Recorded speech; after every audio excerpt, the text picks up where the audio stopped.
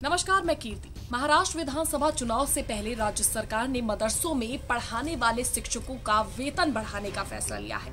मुख्यमंत्री एकनाथ शिंदे ने 10 अक्टूबर को कैबिनेट की एक बैठक में कुल 16 बड़े फैसले लिए। इन्हीं में एक फैसला मदरसों को लेकर भी था। महाराष्ट्र में भाजपा शिवसेना यानी कि एकनाथ शिंदे और एनसीपी अजीत पवार के गठबंधन की सरकार है। मीडिया रिपोर्ट्स के मुताबिक महाराष्ट्र में डीईडी और बीएड वाले शिक्षकों को दिए जाने वाले वेतन को बढ़ाया जाएगा। जाकिर हुसैन मदरसा आधुनिकीकरण योजना के तहत राज्य के मदरसों में पारंपरिक धार्मिक शिक्षा के साथ साथ गणित, विज्ञान, समाज शास्त्र, हिंदी, मराठी, अंग्रेजी और उर्दू की शिक्षा देने के लिए शिक्षकों की नियुक्ति की जाती है।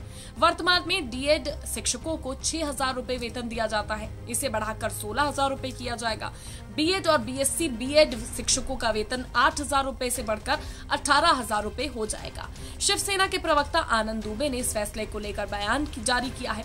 उन्होंने सवाल उठाया है कि एक तरफ उप मुख्यमंत्री देवेंद्र फडणवीस कहते हैं कि लोकसभा चुनाव में वोट जिहाद था, वहीं दूसरी तरफ अजीत पवार 10% सीट मुसलमानों को दे रहे हैं। उन्होंने आगे कहा कि शिंदे सरकार मदरसे के शिक्षकों का वेतन बढ़ा रही है। उन्होंने सवाल किया है कि क्या हेट एंड लव रिलेशनशिप को क्या कहना चाहिए। भाजपा नेता मुख्तार अब्बास नकवी ने इस मामले पर सफाई दी है। उन्होंने कहा कि देश में मदरसों को फॉर्मल एजुकेशन से जोड़ना सही है, इसमें किसी को कोई समस्या नहीं होनी चाहिए। इससे पहले जनवरी 2024 तक उत्तर प्रदेश की भाजपा सरकार ने मदरसा शिक्षकों को मानदेय देना बंद कर दिया था। वहीं दूसरी तरफ स्कीम फॉर प्रोवाइडेड एजुकेशन जो है इन मदरसा एंड माइनॉरिटी यानी कि SPEMM केंद्र सरकार की एक योजना है जो मदरसा शिक्षकों को अतिरिक्त वेतन देती है। 2021-22 तक के लिए इस योजना को मंजूरी दी गई थी, लेकिन केंद्र सरकार ने साल 2017 से में अपने हिस्से को फंड जारी करना बंद कर दिया। ये जानकारी तब सामने आई जब इलाहाबाद हाई कोर्ट ने 2004 के उत्तर प्रदेश मदरसा कानून को असंवैधानिक बताया था। हालांकि बाद में सुप्रीम कोर्ट ने इस फैसले पर रोक लगा दी थी। इसके बाद शीर्ष अदालत ने केंद्र और उत्तर प्रदेश की भाजपा सरकार को नोटिस भेजा था। यह अप्रैल 2024 की बात है।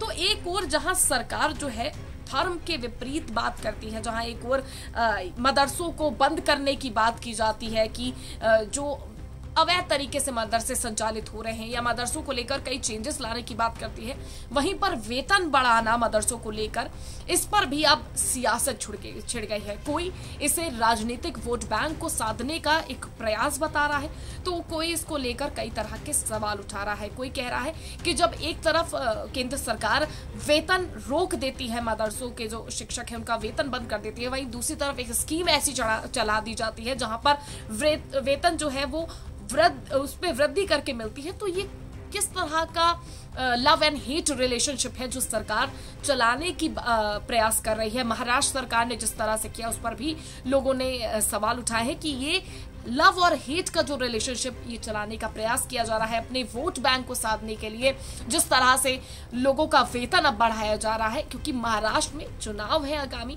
और उसको लेकर तमाम सरकारें जो है वो अपने स्तर से कोशिश कर रही हैं। तो जब कोई फैसला लिया जाता है, जब किसी तरह का कोई निर्णय लिया जाता है, तो उसमें बड़ा अहम हो जाता है टाइमिंग देखना। मैं हर बार कहती हूँ कि टाइमिंग बहुत जरूरी होती है। तो आप इस बार भी जो महाराष्ट्र में जो शिवसेना के द्वारा जिस तरह से जो फैसला लिया गया है उसको भी आप टाइमिंग से जोड़कर देख सकते हैं, क्योंकि एक तरफ तो चुनाव है, विधानसभा चुनाव से पहले राज्य सरकार ने जो मदरसों में पढ़ाने वाले शिक्षकों का वेतन बढ़ाने का फैसला लिया है, इसे सीधे तौर पर आप भी समझ सकते हैं कि ये किस तरह से फैसला लिया गया है। एकनाथ शिंदे ने 10 अक्टूबर को कैबिनेट की एक बैठक में 16 बड़े फैसले लिया और इसी में ये फैसला अहम लिया गया कि जिसमें 10% जो है वो बीएड और डीएड और बीएससी बीएड के जो शिक्षक है उनका वेतन बढ़ाया जाएगा। जो मदरसों में काम कर रहे हैं उनका वेतन बढ़ाया जाएगा। इसी को लेकर अब राजनीति गरम हो गई है। इसी को लेकर जो आधुनिकीकरण की बात भी निकलकर सामने आ रही है कि मदरसों में पारंपरिक जो है तरह से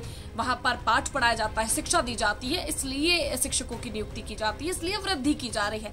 वहीं दूसरी तरफ इसे जो अन्य नेता हैं वो इसे हेट एंड लव रिलेशनशिप का नाम देते हुए नजर आ रहे हैं। आपको बता दें, शिवसेना के प्रवक्ता आनंद दुबे ने इस फैसले को लेकर ही बयान जारी कर रहा है। उन्होंने सवाल उठाए हैं जिस तरह मैंने आपको बताया।